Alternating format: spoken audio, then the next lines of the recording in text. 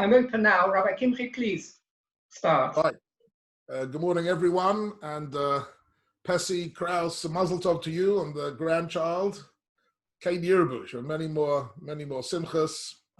And good morning to everybody. I see Henry has joined us as well. Good morning, Henry, and everybody else here. What? Nice to see our regular Wednesday morning Shia alive and well. The topic we're looking at is Tefila, and I've given you already a few shiurim looking at the way in which Tefila has been, if you like, formulated. Today I'm going to be looking particularly at what Chazal did, what Ezra and Chazal did in our Siddur with regards to Kriyat Shema. We're going to be focusing a bit on one of the focal points of all our tefillot, 365 days a year, doesn't matter if it's Shabbos or Yom Tov or Yom Kippur or Rosh Hashanah, Kriyat Shema is a central feature of it. But Chazal took Kriyat Shema and reconfigured it and framed it in a certain way, which we're going to be looking at a bit more in detail. Maybe just since today is, as we all know, today is Erev Tisha B'Av, maybe just a couple of words of a comment about what's happening on Tisha B'Av in terms of Tefillah. And actually, this evening, once a year, we have the minhag to read one of the five Megillas, one of the five Megillot. Megillas Eicha, probably the least well-studied and the least popular. Everybody knows Pesach, Shavuos, and Sukkos. We have the Megillah of Shir Hashirim, and who doesn't know Megillas Rus? And of course, Purim, we have Megillas Esther, and Sukkos, Kaheles. Everybody, the other four of the five Megillot are relatively well etched in people's minds. You've got a fair idea of what's going on. But Megillat Eicha is a little bit of a mystery, very rarely a subject of study. And we only say it once, which is this evening. And many people, it's a little bit of a hidden. Megillah written by Yirmiyahu Hanavi. Can you hear me? My computer says that is my Wi-Fi signal strong enough? Can you hear me? Yes, thumbs up. Hear me? No? Yes, there's a little bit of disturbance. A little bit wobbly. Yes. If there's a problem, I'll disconnect and reconnect for a minute. But let's stick with it. If there's a problem, please indicate to me this way or that way that we're in trouble, okay? Because I can't know. So, of course, the Megillah of Eicha, the word Eicha itself is a very strange word because it is a form of the Hebrew word Eich. So, Eich in Hebrew is a very, very common word. Simply means how does it work? How do I get there? How do I arrive somewhere? How does something come together? The word Eich is a very common word, and Eicha is, if you like, an emphatic form of that word. It's not just how, but how could this possibly be? And Eicha is a rhetoric question. It's not a question which is looking for an answer. It's a question which is a cry of despair. That Eicha really contains a cry of despair, and Eicha really means, how could something so wonderful and so beautiful be reduced to ashes? How could that possibly be? It is, if you like, the first reaction to all chas v'shalom aveilut and mourning. How could chas v'shalom, somebody who is so full of life and so full of intelligence and so full of greatness, be reduced to ashes, disappear off this world? The first response to all aveilut is a feeling of eicha. Eicha, how could this possibly be? And on Tisha B'Av, we are experiencing national aveilut. And Yirmiyah expresses it in this form of how could it possibly be that something, Eicha Yoshva Bodod Ha'ir Abosi Om, the city that was the focal point of Israel, of the Jewish people, of the world spiritually, how could it be reduced to ashes? How could that possibly be? A cry of grief. It then, if you like, moves on to a different type of how, which is how did you, God, allow this to happen? That's a different question. That's already touching on more of a theological issue, not just a cry of grief, but how is it possible that the Ribono Shel Olam allowed Yerushalayim to be destroyed 2,500 years ago? How is that?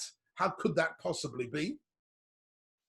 And then he goes on to, if you like, the question of how can we repair this damage, which is another how. So Eicha is full of unanswered questions. And these unanswered questions are typical, if you like, of an expression of grief and of sadness. And in a sense, Eicha is a Megillah, but unlike the other Megillas, Megillas Rus, for example, is simply a beautiful story about how a non-Jewish woman converts and becomes a great ancestress of David HaMelech. The story of Rus is a beautiful, wonderful story. The story of Megillas Esther is a beautiful, wonderful story. Neither of those two Megillot can be considered to be a Tefila. They're not really a prayer to God. They are a wonderful account of events that we want to permanently etch in our minds. But Eicha is really in many ways a cry to God. It is a type of a tefillah. I think probably of all the Megillot, it's the only one that one could really characterize as being a prayer to HaKadosh Baruch Hu, in the sense first of the cry of grief, and then of a cry of HaKadosh Baruch Hu must nevertheless still look after us. And then it ends up, Hashiveinu Hashem Elecha v'nashuva chadesh yomeinu kikedem, is a tefillah to HaKadosh Baruch Hu to help us to return to Him. And chadesh yomeinu kikedem means to repair the damage. And let's get back to where we once were, please. And that is some of the most powerful emotional sentiments that exist within the Jewish world and throughout Jewish history have been expressed in Megillas Eicha. Many of you won't be able to go to shul this evening to hear Megillas Eicha, but I do recommend that you find yourself the Megillah itself, find yourself the Eicha, a translated version of the Megillah, and read through it and think about it, because that is really contains within it the essence of Tisha B'Av. And of course, Tisha B'Av is not only about the destruction of the Beis HaMikdash 2,500 years ago, but it is a day in general where we are mourning the terrible tragedies that Jewish people, that Am Yisrael had to endure over the centuries. And the question of Eicha, of how could something so wonderful be reduced to ashes, and Eicha, how could God allow this to happen, could equally well be asked about the Holocaust as it could about the destruction of Beis HaMikdash. Who hasn't read accounts or aspects of the Holocaust and asked themselves that question, how could God have allowed this to happen? Eicha, how could HaKadosh Baruch Hu have possibly allowed this to happen? And how could such a wonderful community be wiped off the face of the earth?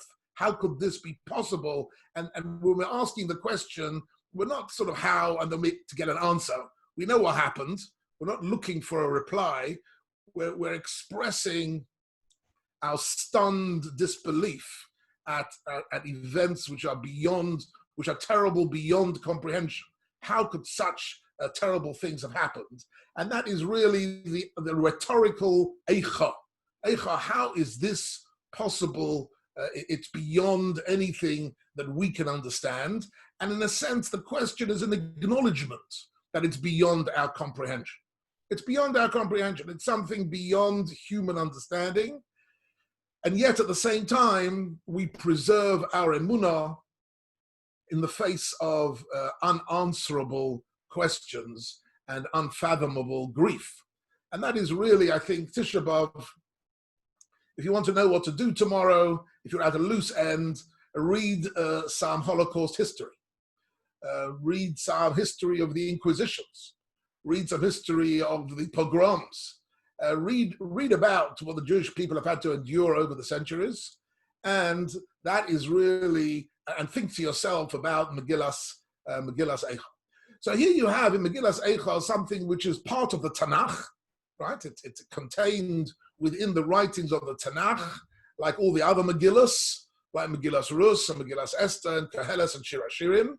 So there are five Megillas, out of which this is the saddest, and in a way consists of Yirmiyah's plea to HaKadosh Baruch Hu. Having witnessed, Yirmiyah was the prophet who witnessed the utter destruction of Jerusalem, the burning of the Beis HaMikdash and the massacre and the exile of the Jewish people.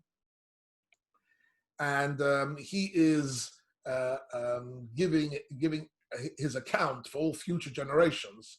But we mustn't forget it, and that's what we're doing on Tisha B'Av. We are following Yirmiyahu Hanavi in his following his leadership to remember and to empathize with all these terrible events, and to connect, to use them in some way to connect to HaKadosh Baruch Hu. Even though we don't understand it, we still realize that in some way this was an act of God, an incomprehensible, unfathomable act of God, and we need to strengthen our own emunah in the face of these events. Actually, there is an interesting connection to my topic for this morning, which is Kriyat Shema, because Kriyat Shema really constitutes 3 different paragraphs out of the book of Devarim. We've just started reading the book of Devarim. So Chazal took 3 paragraphs out of that book and constituted it as part of our Tefillah. Now, when we think of Tefillah, as I mentioned to you last week, when we think generally about prayer, we tend to think of prayer as petition. In other words, when you're davening to HaKadosh Baruch Hu, you're asking for something. You're asking for help, you're asking for forgiveness, you're asking for redemption, you're asking that HaKadosh Baruch Hu should help us in some way. That is the underlying, if you like, idea behind Tefillah. However, Kriyat Shema is not like that. Kriyat Shema is actually, if you look at the 3 paragraphs of the Kriyat Shema, we are actually not asking for anything.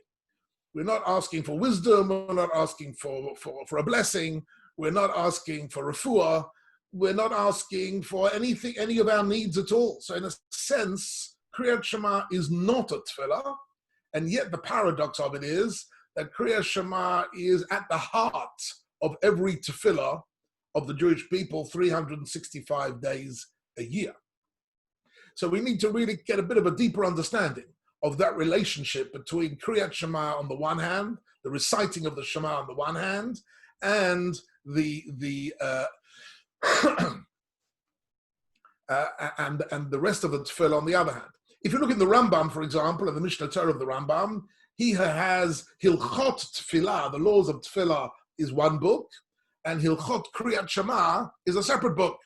It's not the same thing. He doesn't include Kriyat Shema in his laws of Tefillah.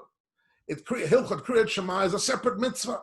And technically speaking, one could do the mitzvah of Kriyat Shema without Tefillah, and one could do Tefillah without Kriyat Shema. But Chazal welded them together. Why they did that is also a separate issue, which I don't think I'd have time for today. But it's one of the innovations. I spoke to you last week about the innovations of Ezra and the Anshe Knesset Agdola and how they wrote the Siddur. So one of the principles of the writing of the Siddur was to link up these 2 halves of our davening. One is the actual tefillah itself, and the other is the Kriyat Shema. So what is Kriyat Shema if it's not a request or petition for anything? What is it really? So we're going to be looking actually on, we'll see in a minute how much time we have today. But Kriyat Shema, if one had to depict or summarize what we're doing in Kriyat Shema, we are not asking for anything. We are making a statement of affirmation of our emunah. There is no greater statement of our affirmation of our statement of our emunah than Shema Yisrael Hashem Elokeinu Hashem Echad. That has remained the heart of the of the emunah of Klal Yisrael, even in the face of seemingly incomprehensible events and suffering. To say the Shema is a statement that despite everything that we see going on in this world, we are able to retain our emunah. In fact, as everybody knows, it's an interesting thing. When we say Kriyat Shema, the minhag of many centuries is to put your hand over your eyes to say the Kriyat Shema. Why do we do that? What statement are we making by putting our hand in front of our eyes? So the meaning of it simply is that, if you like, we're saying, despite everything we can see in this world, everything we can see and hear and feel in this world, which seems to tell us that the world sometimes, that God is absent, chas v'shalom, from this world, nevertheless, we close our eyes and we say, we believe that we are living in God's world, despite what we can see. What we can see seems to be events which undermine our emunah. So Shema is, if you like, we are in defiance of everything we can see and hear, we still retain our emunah. And that is the, if you like, the indestructible emunah of the Jewish people, to be able to maintain that emunah. But what did Chazal do to Kriyat? Actually, the truth is, a study of Kriyat Shema and the 3 paragraphs and the meaning of the 3 paragraphs is really a subject maybe I'll come to in this series of shiurim about Tefila at some later date.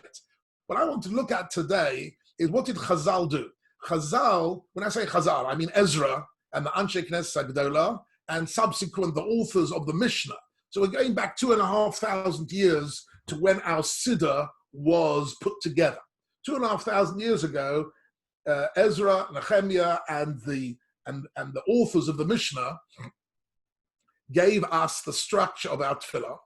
So what they did was they framed the Kriyat Shema. We don't just get up and say Kriyat Shema, but they instituted certain tefillot, certain prayers, which are said before and after Kriyat Shema. So that's what we're going to be looking at today, and there's some amazing material in what is referred to as Birchos Kriyat Shema, the brachas of Kriyat Shema, which are a bit different to all other brachas. Right? We're familiar with brachas we make before a mitzvah, like Al Natilas Yadayim, or Lishma Kol Sheifa, or Leishay Basukah as a bracha before a mitzvah, and then there are brachas before and after food. We're familiar with those brachas. These brachas of Kriyat Shema are really in a category of their own, and they are really, if you like, a preamble to Kriyat Shema and a deepening of our understanding of our emunah. And I'd like to learn with you. Let's start off. Let's see if I'm good at this. Whenever I do this screen sharing, I always have a little bit of a flutter in my heart about, once the screen goes blank, where's it going to take me? So it's an act of emunah, really, sharing the screen. You know, it's an act of faith in an IT, which I do not comprehend in the least. Okay.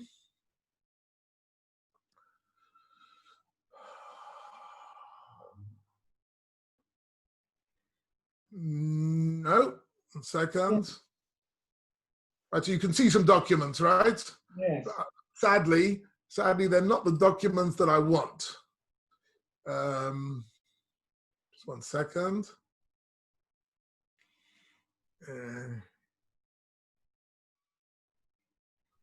Bear with me for 1 second. Oh, gosh. Second. Okay, I'm having a little bit of difficulty here. And then to top it all, my computer tells me I need to plug it in. Okay, we'll plug it in. That was the easy bit. Let me just bear with me for 1 second, ladies and gentlemen. See if we can. Gosh.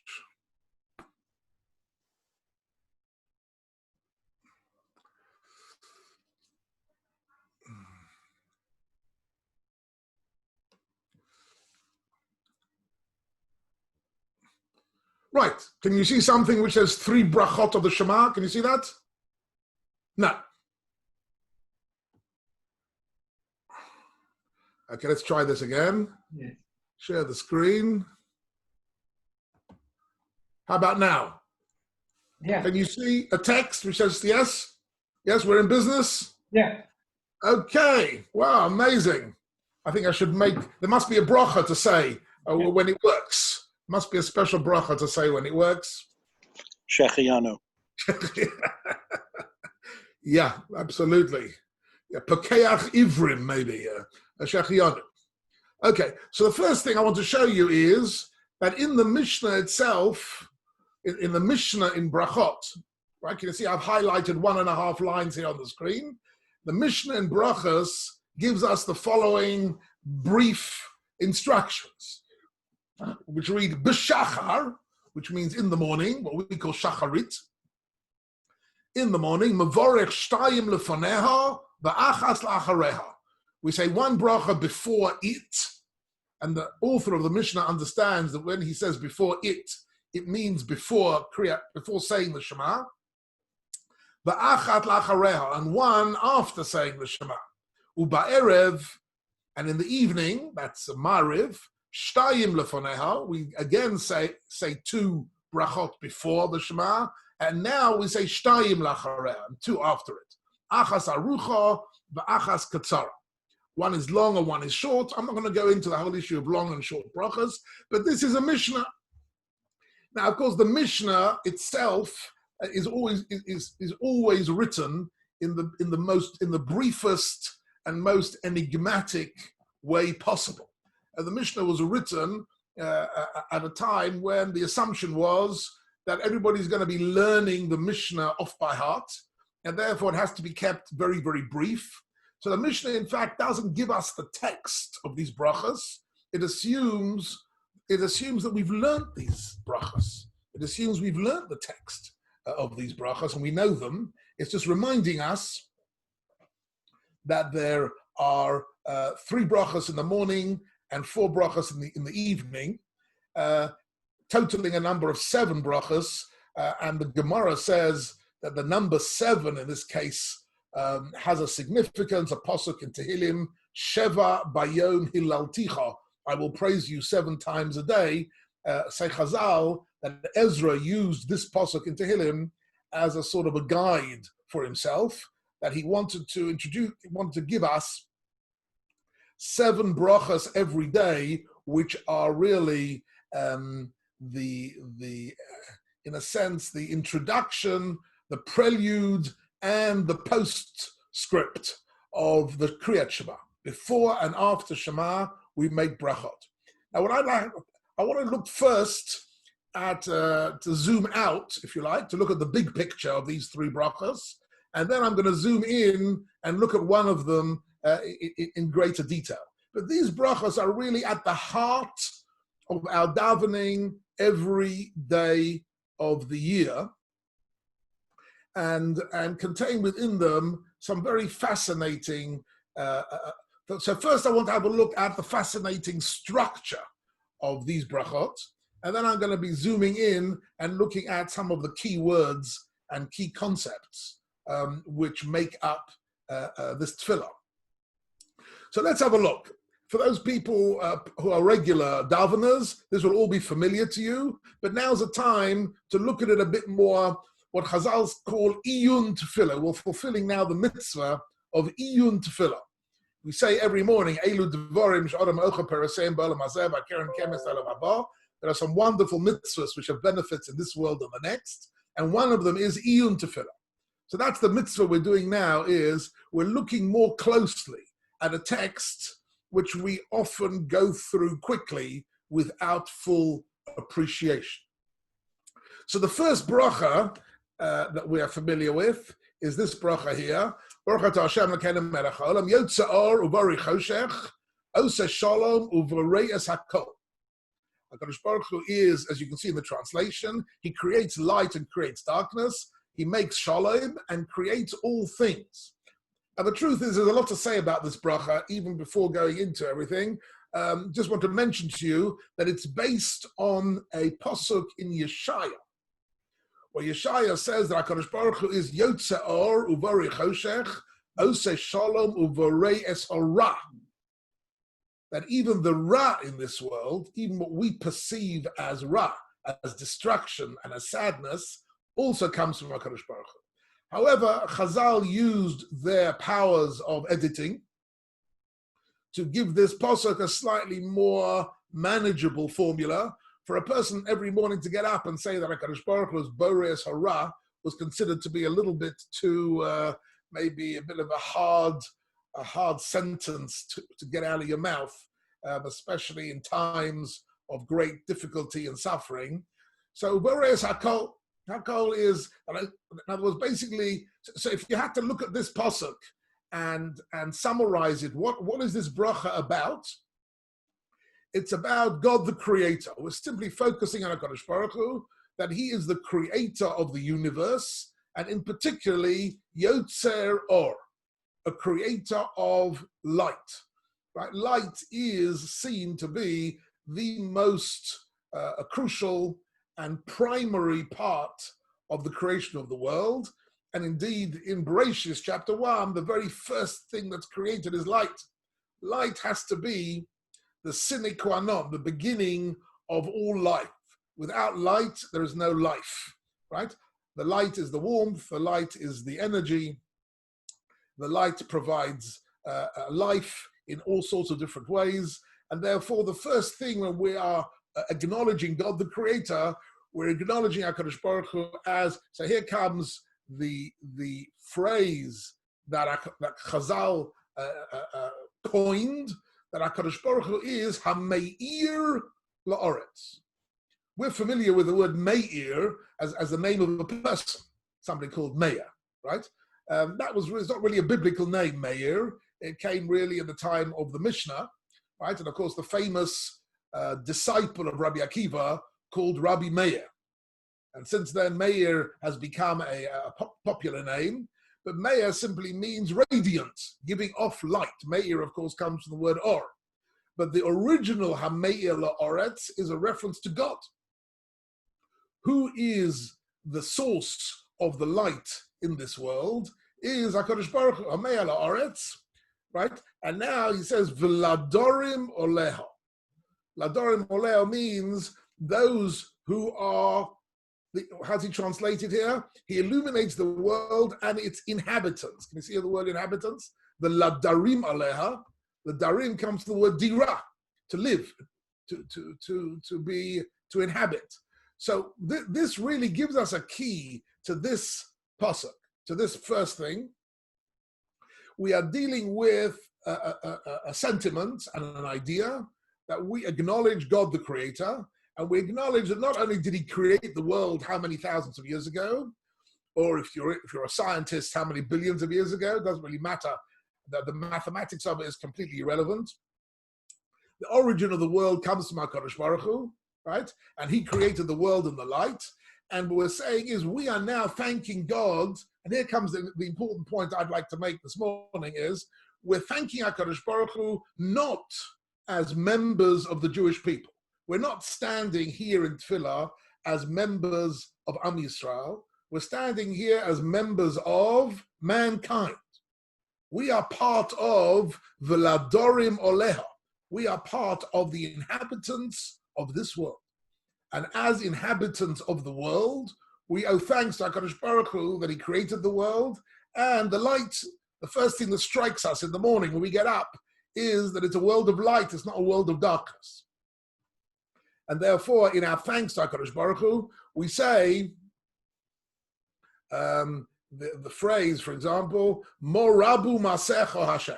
How great are all your actions. And we are speaking as members of mankind. I've had actually this conversation a couple of times with God-fearing non-Jews, with whom I've discussed over the years quite a number of very interesting issues. And they've asked me one or two occasions whether they can, with one or two occasions I've even had in our shul in London, I've had God-fearing non-Jews participating in our Tefila, and they've asked me, are there parts of the Siddur which they can say? And one of the answers is this paragraph.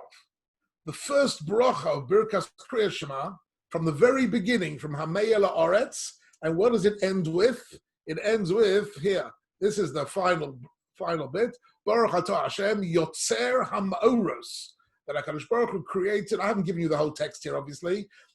Yotzer HaMa'oros, and the Ma'orot. What are the Ma'orot?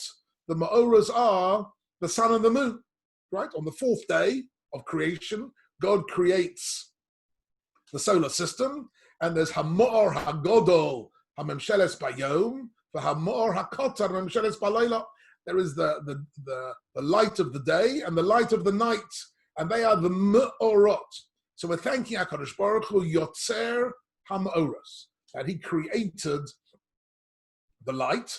And in this tefillah, we speak also, I'm not sure what happened there, but in this tefillah, we speak here also, just before the end, we say here, Or Chodosh al Tzion Toya, v'nizkeh chulanu meheiro la'oro.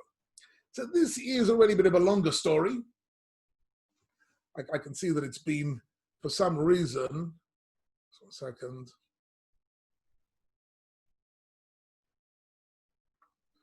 Let me just replay that for a minute, put it in its proper place. I hope you're proud of me that I can do this here on the screen. So, of course, before we say Yotzer HaMa'orot, before we say this bracha, we say this line, Or Chodosh al Tzion Toya. Incidentally, in some of the Eidot HaMizrach Sidurim, this line does not appear. And there's a whole debate among the Rishonim whether to include this line in this paragraph. Because really, this line does not refer to the topic of the paragraph. The topic of the paragraph is creation of the universe, the solar system, and the world of light, and that is our great thanks to HaKadosh Baruch Hu. This is really a reference to messianic times. Mm-hmm. That a new light will appear on Zion. Zion will be the focal point of Yemos HaMashiach. And we express the hope that we should have the zechus to benefit from that light. And what is that light? Okay, that is really a whole story that really, I think those of you who've learned Rashi on the first chapter of Bereshis, which incidentally is no mean feat, Rashi on the first chapter of Bereshis, quite a serious enterprise, but it's worth learning. So Rashi wants to know, what was the light of the first day? Because if the solar system is only created on the fourth day, and on the fourth day we get the Ma'orot, so where was this light coming from? The light of day one, right? So Rashi says, no, the light of day one is actually not part of the creation of the universe as we know it. The light of day one is referred to as the Or HaGanuz, the hidden light, which is hidden away for Olam Haba, which is a spiritual light, the light of God, the Or Ein Sof, the light of HaKadosh Baruch Hu that came into this world as the first part of the creation. HaKadosh Baruch Hu radiated a certain light into this world, which has got nothing to do with the light of physics. The light which is understood by physics, which travels at the speed of light and which has certain properties, that is the light of day 4. The light of day 1 is this paragraph, is Or Chadash. It's a new light we're going to get. So basically, it's an expression of a hope for the future, which is not really part of the whole meaning of this first bracha. So just to summarize for a minute, this first bracha is a reference to, so we say here in a minute, in the beginning we have got this phrase, Uvetuvo mechadesh b'chol yom tomid ma'aseh bereishis, that we perceive every day that HaKadosh Baruch Hu is renewing mechadesh, means he is renewing ma'aseh bereishis. So this is actually a paragraph that every God-fearing non-Jew can say this paragraph. This is something which is relevant simply as a Yirat Shamayim, just as a moment of belief in God. I must say there's an interesting equivalent to this paragraph in our benching. I've been asked this question a few times. I've been at various different simchas and different chasnas or whatever, bar mitzvahs, where there have been some non-Jews present. There have been some non-Jews present. They've asked me, can we also say this, the Jewish grace after meals, can we also say that? To which I've told them that the first bracha, Hazon es ha'olam kulo b'tuva b'chein b'chesed v'rachamim, which ends Baruch atah Hashem Hazon es ha'kol, that is universal. That could be a blessing that any God-fearing non-Jew can make. There's no reference to Judaism, to Torah, to anything Jewish, to Har Sinai, to Kabbalah, to mitzvahs. There's no reference to anything Jewish in the first paragraph of the benching, and similarly in the first paragraph of the Kriyat Shema, there's no reference to Torah and mitzvahs or the Jewish people or anything like that. We are simply Ladorim Oleho. We are inhabitants of planet Earth. And as inhabitants of planet Earth, we thank HaKadosh Baruch Hu for giving us light and everything that is connected to light, everything that is life on planet Earth. It's a general thanksgiving for life itself. So it's interesting that this is the. I also want to mention to you that our reference to HaKadosh Baruch Hu in this first paragraph of the Shema is Hamelech. I highlighted here the word Hamelech. We refer to God as Hamelech. Now I'm mentioning this because I want to contrast this with the second bracha. Right? So this is bracha number one. I want you to keep in your mind, bracha number one, we're standing with HaKadosh Baruch Hu as a member of mankind. Forget about being Jewish. We are part of the inhabitants who are beneficiaries of a beautiful world of nature. And we refer to God as Hamelech. He is the king. In that sense, he is the source of all power, which brought the world into existence and continues to do so. And now we're moving on to the second. You see, I've written here, this is the second bracha. Right? And here already we are referring to something else completely. The opening line here is Av Rabba Avtoru Hashem Elokeinu Chemlo Gedola B'Seirach Hamalto Oleinu. We speak now about a love which we have between us and HaKadosh Baruch Hu, and now we're not referring to HaKadosh Baruch Hu only as a melech, but suddenly he is Ovinu. I want you to understand that in our tefillas, when we speak about HaMelech, we are, as I said before, we are simply as human beings, God is the source of all existence with a capital E. When we speak about HaKadosh Baruch Hu as Avinu, that is a unique relationship of the Jewish people. Only the Jewish people and Am Yisrael refer to HaKadosh Baruch Hu as Avinu. And the big chiddush of the Gemara says it was Rabbi Akiva who authored the whole tefillah of Avinu Malkeinu. And maybe I'd like to have a look at that more closely when we look at the tefillahs of Rosh Hashanah. I want to have a look a bit more at Avinu Malkeinu and the meaning of putting these two words together. But the origin, in terms of our daily davening, Avinu Malkeinu originates from Birkas Kriya Shema. Can you see here? Avinu Malkeinu. We say that for the first time. We say that in our Tefilas. And what we mean to say here is, you're not just the Melech. We're not just standing here as members of humanity. We are also standing here. We are a special beneficiaries of your kindness, in that we are part of the Jewish people, and that's what I'm going to be looking at a bit more closely in a moment. So just to bear in mind, right? And of course, the closing pasuk here is not about creation; it's about the Jewish people. Baruch atah Hashem, habocher ba'amo Yisrael ba'am. That HaKadosh Baruch Hu chose the Jewish people, right? And conversely, the Jewish people chose God, right? The Torah gives us both of these choosings, right? V'charto b'chaim, to choose life, to choose the life of emunah, to choose the life of mitzvahs. So there is a mutual choosing going on here. On the one hand, HaKadosh Baruch Hu chose the Jewish people, and everybody who has an aliyah gets called up to the Torah, says Asher bochar banu mikol ha'amim, that we were chosen. But the origin of the habocher is here in the bracha, which is the preamble to saying the Shema.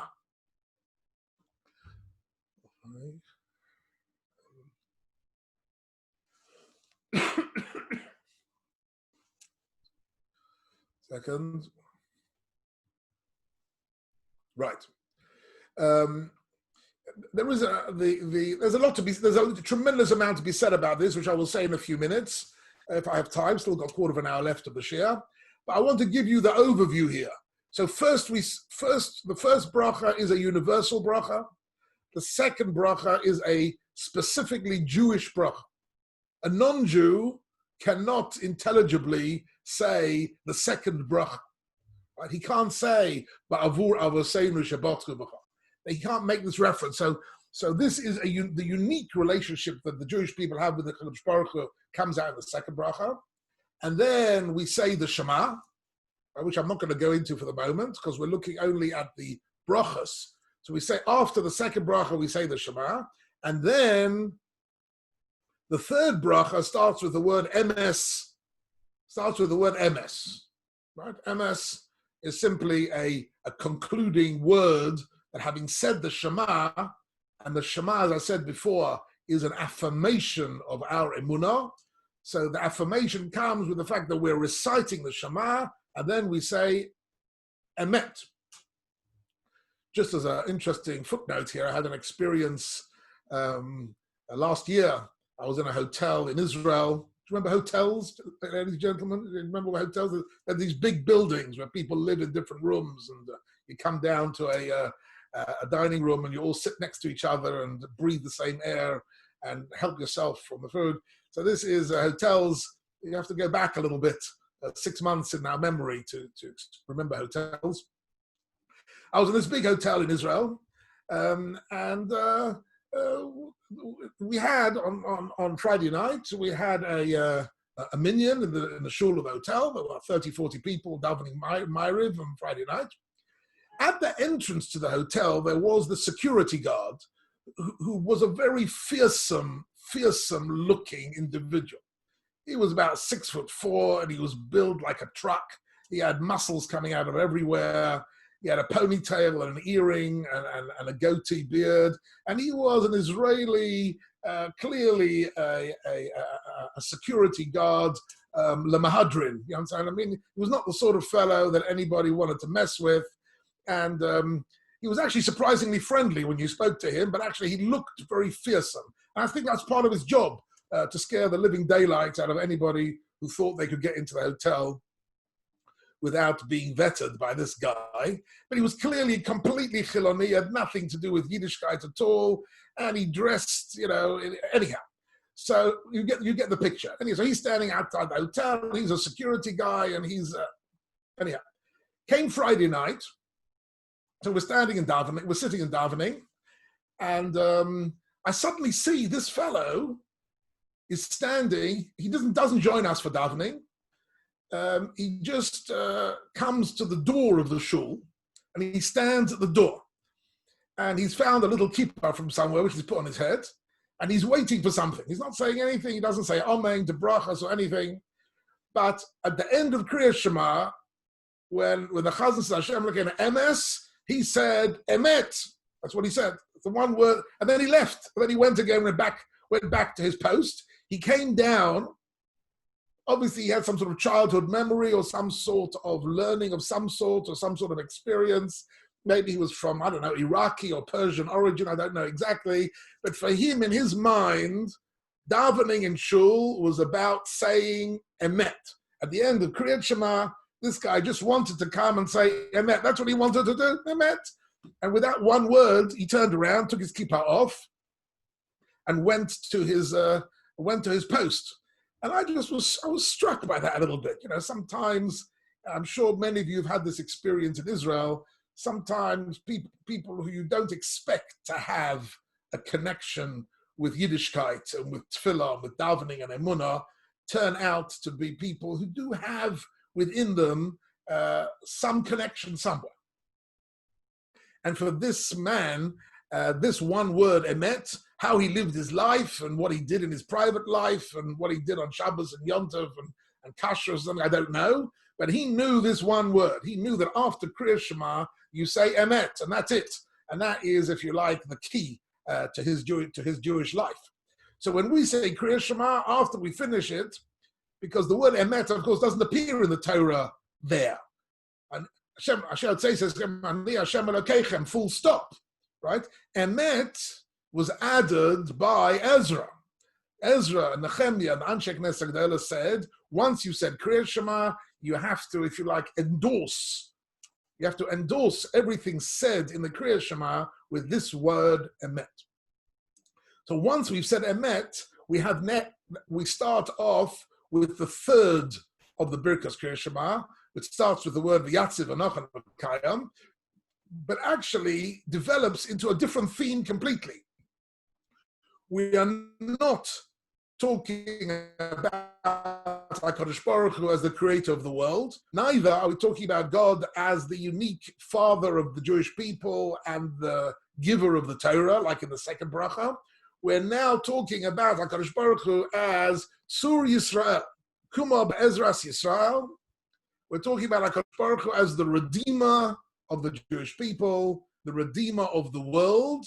Baruch Atah Hashem Goal Yisrael. The third bracha is about Geula, is about redemption. That's what it is. And we use this very interesting word of Tzur Yisrael. Again, as a footnote, I just want to tell you, very, very fascinating. You must look this up if you have a chance. But in 1948, at the Declaration of Independence of the Jewish state, it happened on a Friday afternoon, and a few of the signatories were from people. So they said, look, unless you can get this sorted out before Shabbos, we aren't signing anything on Shabbos. Doesn't matter, state of Israel or not state of Israel, we've got to get this done quickly. So they had to quickly put together the text of the Independence Declaration. And the biggest debate of the declaration was, do we mention the name of God or not? Right? So there were many who were militantly anti-Dati, who said, that's it, we're not signing. If the name of God is in this declaration, that's not what we're here for. This is actually a very, very fascinating, story, which is very incisive into the whole foundation of the Jewish people, right? That there are lots of them, maybe even most of the people there who were signatories of this, I think about 36 signatories, most of them did not want the name of God involved. Others said, we're not signing this declaration unless there is the name of God here. How can you have a declaration of the state of Israel without the Shem Hashem? So what does one do? What does one do if some of them are only willing to sign with the Shem Hashem, with the name of God, and the others are only willing to? So for this you need, Rabbi said, what do you need in this situation? You need a good lawyer. Okay? You need a good lawyer. Any lawyers here in the? You need a good lawyer, because what are lawyers good at? One of the things lawyers good at is the use of ambiguous words. That words in a contract can simply mean different things to different people, and then everybody's happy because one person thinks it means one thing, somebody else thinks it means something. Everybody thinks the words mean what they would like it to mean, but we have to find an ambiguous word. How in heaven's name are we going to find an ambiguous word for God? So they settled on this word, Tzur Yisrael, the rock of Israel. And in the Declaration of Independence of Medinat Yisrael, the only reference to HaKadosh Baruch Hu is with faith in Tzur Yisrael. So for the secularists, Tzur Yisrael meant the strength of the Jewish people, the destiny of the Jewish people, the independence of the Jewish people. It meant something human. And for Klal Yisrael, for the Frum people, it meant Tzur Yisrael, like in Birkas Krishma. It meant HaKadosh Baruch Hu, who is the rock of our salvation. And then everybody was happy. Everybody looked at the word Tzur Yisrael. It's a fantastic example of how one ambiguous word can solve the impasse completely. There wouldn't have been a signing because it was Shabbos. It was Shabbos in half an hour. Right? And there wouldn't have been a signing without it.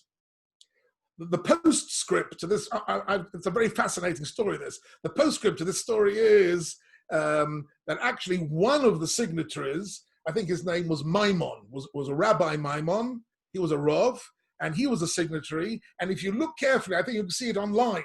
When he came to sign his name, he wasn't satisfied with Tzur Yisrael. So what do Jews do if they're not satisfied with the text of the document?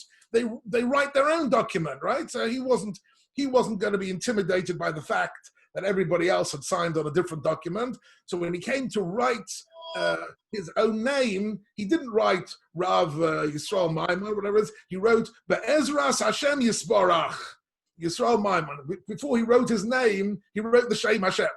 He wrote a direct reference to HaKadosh Baruch Hu is written in it, simply because this fellow Maimon was a bit grumpy, and he wasn't happy with Tzur Yisrael. It wasn't good enough for him. So he wrote Ezras Hashem Yisborach, and so the Shem Hashem was, in fact, in the end, does appear a bit more definitively in the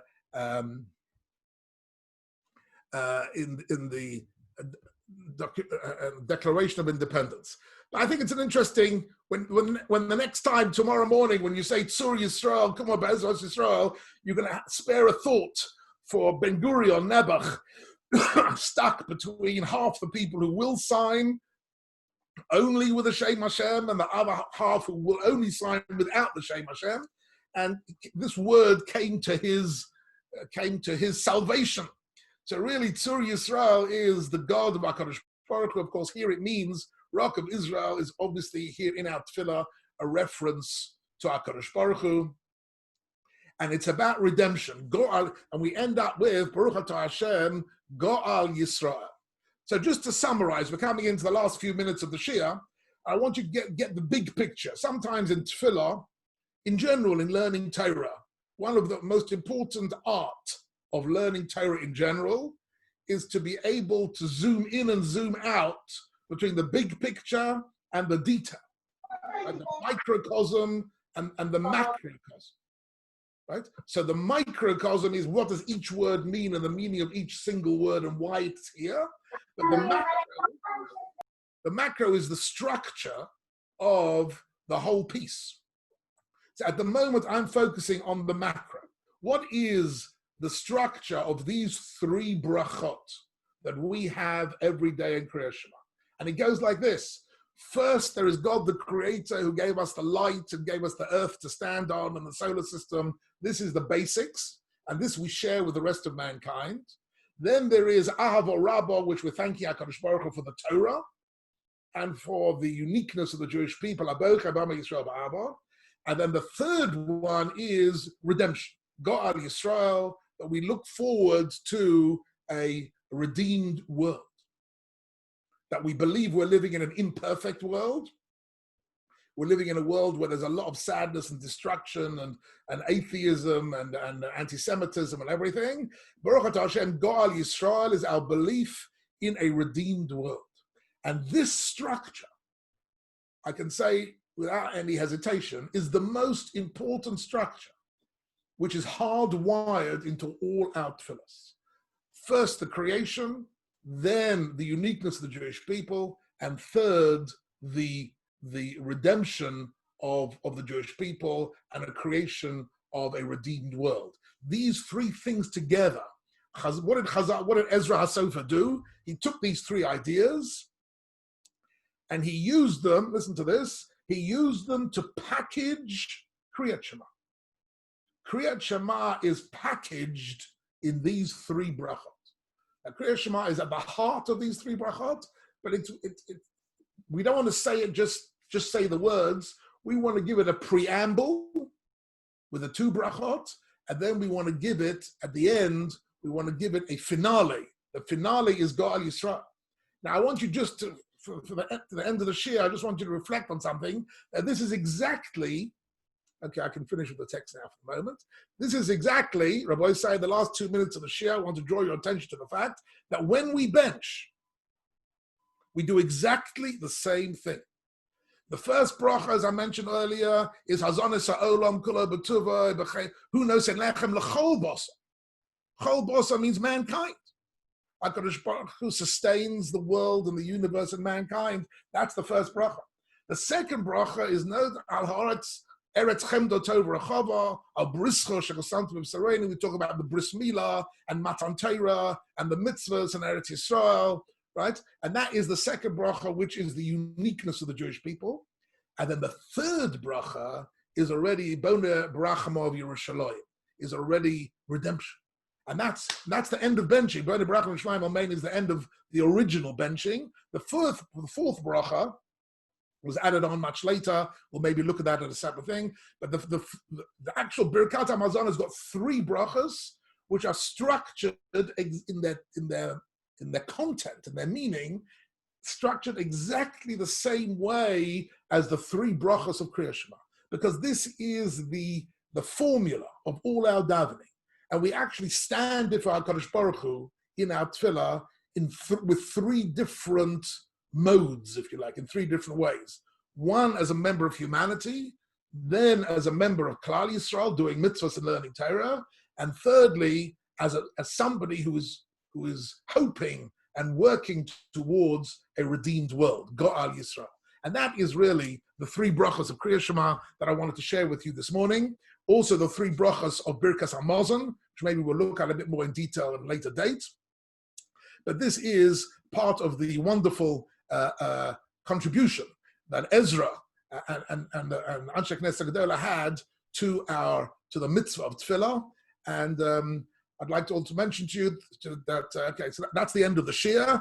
I just want to say, you can unmute us if you like now, Eli. Yes. I want to wish you all that you should have a meaningful Tisha B'Av. As I mentioned at the beginning of the Shia, you should read Eicha. Eicha means how could this possibly happen?